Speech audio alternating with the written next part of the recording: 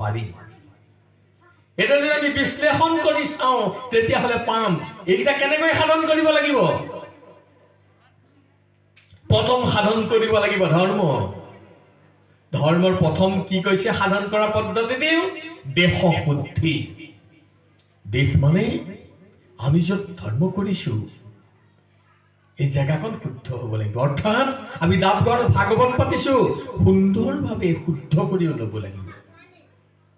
এই যে ধৰ্ম কৰাৰ প্ৰথম লক্ষণ, এইটো সাধন পদ্ধতিটো কোৱা হৈছে।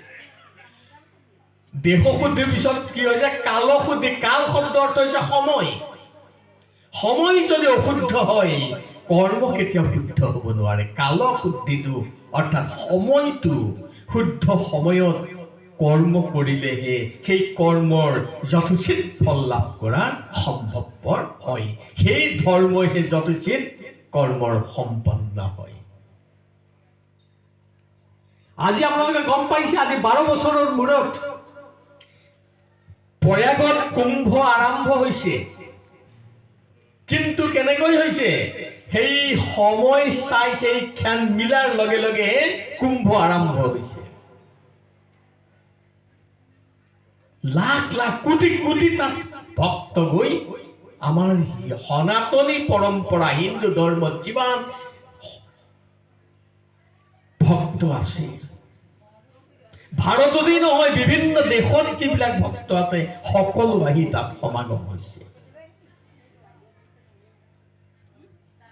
আপোনালোকে জানি সুখী হ'ব এইবাৰ সেই প্ৰয়াগত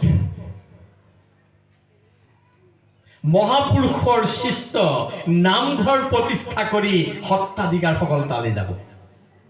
ইতিমধ্যে নামঘৰ প্ৰতিষ্ঠা হৈ গ'ল, ভাগৱত তাত পাঠ কৰা হৈছে। আৰু আমাৰ অসমৰ মডেলটো তাত সকলো বিশ্ব দৰবাৰত দেখুৱাব বিচৰা হৈছে। অকল সেই নামঘৰেই নহয়, অসমৰ ঐতিহ্য বহন কৰি আছে কামাখ্যাও নিয়া হৈছে কিন্তু তালৈ। আমাৰ মহাপুৰুষৰ সৃষ্ট তাত ভাওনাও কিন্তু কৰা হ'ব, নাম কোৱা হ'ব, ভাগৱত পাঠ কৰা হৈ আছে, এইখিনিও হ'ব। আৰু আমাৰ কেইবাগৰাকী সত্ৰাধিকাৰ তালৈ যাব। আমিও অৱশ্যে আজি 3 দিনৰ পিছত আমি তালৈ যোৱাৰ চিন্তা কৰি আছো, টিকেট কৰা হৈ গৈছে। কিন্তু এইটোৱেই ক'ব গৈছো, ধৰ্ম কৰিবলৈ হ'লে কাল শুদ্ধি হ'বলৈ সময়টো শুদ্ধ হ'ব লাগিব। যেতিয়া কুম্ভ নাপাতে কিন্তু এইটো 12 বছৰ মূৰত মিলিছে, এইটো সময়টো চাই লোৱা হৈছে। মহাকুম্ভ